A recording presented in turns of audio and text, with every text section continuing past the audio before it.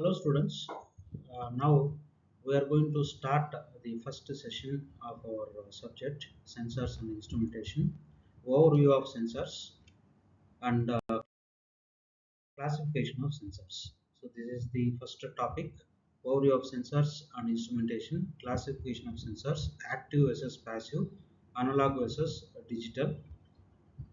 So these are the topics in our first unit: static and dynamic characteristics, classification of errors and error analysis, sensor calibration techniques. I have splitted our first unit into these topics, these many topics. Sensor output signal types, introduction to common sensors, temperature, pressure, flow level, direction, range, force sensors. So these are the topics I have planned for our first unit.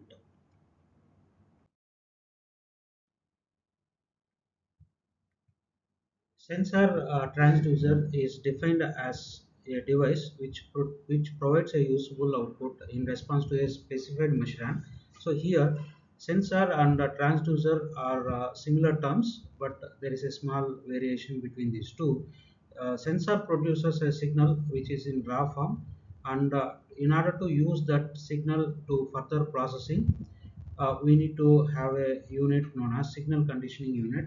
If you attach signal conditioning unit to our sensor, that produces a useful signal output, so that can be used for further processing. The output is an electrical quantity and measurand is a physical quantity, or it may be property, or it can be condition which is measured. An element that senses a variation in input energy to produce a variation in another or same form of energy is called as sensor. So sensor produces signal in raw form. So as mentioned earlier, it should be processed further with the proper signal conditioning unit, whereas a transducer uses transduction principle to convert a specified measurement into usable output.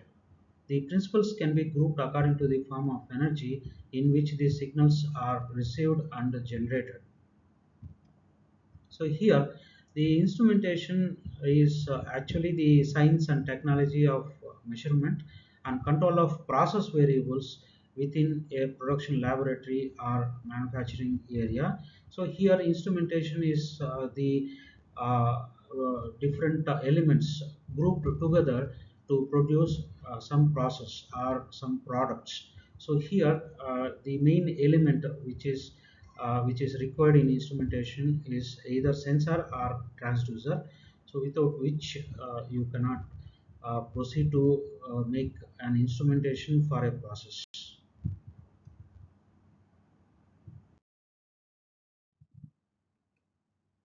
So signals can be divided into six categories on the basis of energies generated or received. One is mechanical signal, thermal signal, electrical signal, magnetic signal, radiant, and chemical signals. So these are the basic signals. So here we are going to concentrate more on electrical signals because sensors normally produces electrical output. In another session, we are going to discuss about different forms of outputs. Those are produced by sensors or transducers. So energy types, we have same energy types, that is mechanical, thermal, electrical, magnetic, radiant, and chemical. Under mechanical, we have measurements like length, area, volume, force, pressure, acceleration, torque, mass flow, acoustic intensity, and etc. etc. Uh, Under thermal, we have temperature, heat flow, entropy, state of matter, etc. Under electrical, we have basic properties like charge, current, voltage, resistance, inductance, capacitance, dielectric constant, polarization, frequency, electric field, dipole moment, and etc. Under magnetic, we have field intensity, flux density, permeability, magnetic moment, and so on. Under radiant, we have intensity, phase, refractive index, reflective index, transmittance, absorption sense wavelength, polarization, and etc. Under chemical, we have different properties like concentration, composition, oxidation, pH, etc. etc. So these signals under these categories, we are going to use mainly the electrical signals. So the variation in these electrical signals will be the measure of our physical quantities being measured. Classification of sensors. So broadly classified these sensors under two groups: industrial process control measurement and automation, non-industrial use. Under non-industrial use, we have different varieties of sensors. The sensors which are employed in these areas, such as automobiles, medical products, aircraft, consumer electronics, and other miscellaneous areas. Classification of sensors under transduction principle also we can classify the sensors: primary input quantity that is being measured, material and technology, application, property, cost and accuracy, the energy or power supply requirements. So with these, under these criteria also we can classify the sensors. Property based classification of sensors: flow, we have level, temperature, pressure. So we have almost all these type of sensors we are going to discuss in our syllabus. Proximity and displacement, acceleration, image sensors, gas and chemical sensors, biosensors, and other miscellaneous sensors. Almost all these types of sensors we are going to discuss in our course of study. Emerging sensor technologies, image sensors, the CMOS is a very popular technology. Other than this, we have CCD technology, and we have motion detectors, we have biosensors, we have accelerometers. So these are all emerging technologies in present scenario. Classification of transducers. These transducers can be classified under these headings: principle of transduction, primary and secondary transducers, passive and active transducers, analog and digital transducers, transducers and inverse transducers. So here transducers, it is forward or just transducers. By default, we can call it as transducers. Another one is inverse transducers. Principles of transduction, we have three basic principles. One is resistive, inductive, and capacitive. So here piezoelectric, thermoelectric, resistive, electrokinetic, and optical. These are the other transducting principles, under which these are the three. The main three are resistive, inductive, and capacitive.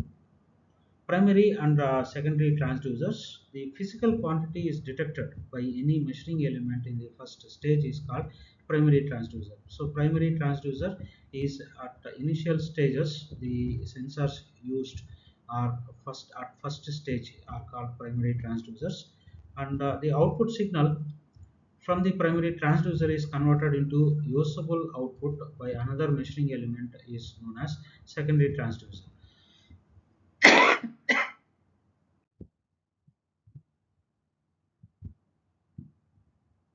So passive and active transducers. Passive transducers, externally powered transducers.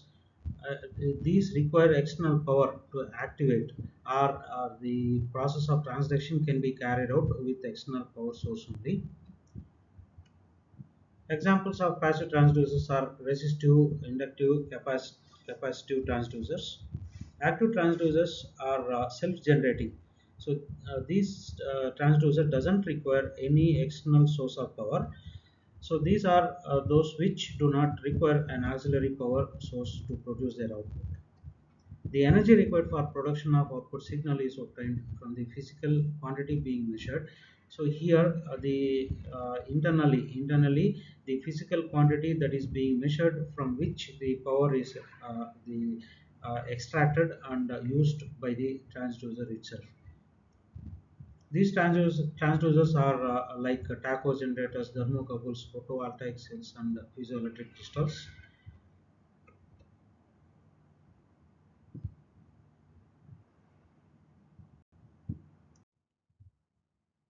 So another classification is analog and digital transducers.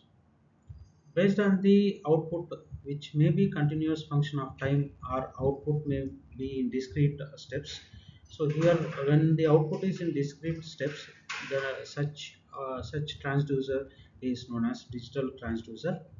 Analog transducers convert the input quantity into an analog output, which is a continuous function of time. For example, strain gauge, LVDT, thermocouple, thermistor, etc. Digital transducers convert the input quantity into an electrical output, which is in the form of pulses. So here zeros and ones are, we can say, those can be in the form of pulses. Pulses are nothing but very short duration pulses. Transducers and inverse transducers. A transducer can be broadly defined as a device which converts a non-electrical quantity into an electrical quantity. An inverse transducer is defined as a device which converts an electrical quantity into a non-electrical quantity. So that is the difference between these two. Non-electrical to electrical quantity that is being converted by transducer, and in vice versa, if electrical quantity is converted into non-electrical quantity, such a transducer is known as inverse transducer. It is a precision actuator which has an electrical input and a low power non-electrical output. Example is a piezoelectric crystal. Requirement of transducers, electrical amplification and attenuation can be done easily with static devices. The low mass inertia effects, the effects of friction are minimized. The electrical or electronic systems can be controlled with a small power level. The electrical output can be easily used, transmitted, and processed. Telemetry is used in almost all sophisticated measurement systems in aerospace research and development. There has been an explosive development in the field of electronic converters and devices. These electronic devices are very amenable and subject to miniaturization. Measurement system components. These are the basic components of measurement system. Sensors, transducers, signal conditioners, data acquisition system, output devices. Sensors, the primary devices that senses physical quantity. Transducers convert one form of energy into another form. Signal conditioners, these will convert the raw signals into useful form. Data acquisition system, these are very much essential elements in any instrumentation. It collects, digitize, and process sensor data. Output devices display or utilize the processed data.